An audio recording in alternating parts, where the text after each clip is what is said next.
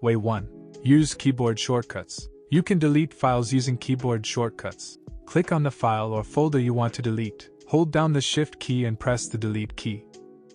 After using Shift Delete, you don't need to empty the recycle bin to get rid of them. Way 2. Use the File Explorer ribbon. Navigate to the unwanted file or folder and click on it.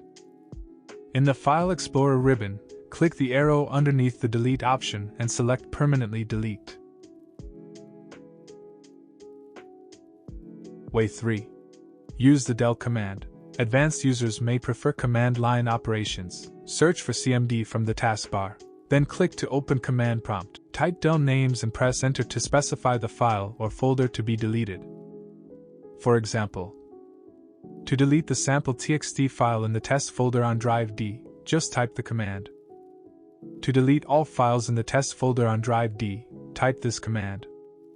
If there is a space in the folder name, then the full path needs to be wrapped in double quotes. Way 4. Wipe the disk.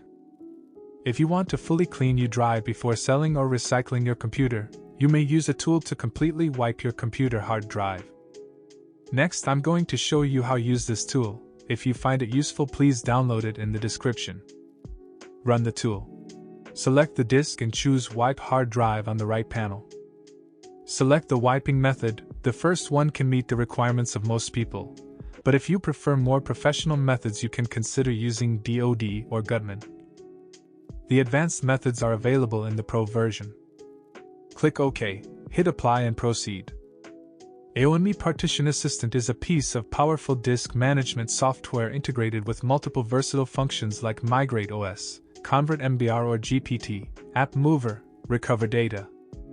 Hit the link in the description to download it. You may consider upgrading to its Pro edition to enjoy more advanced features.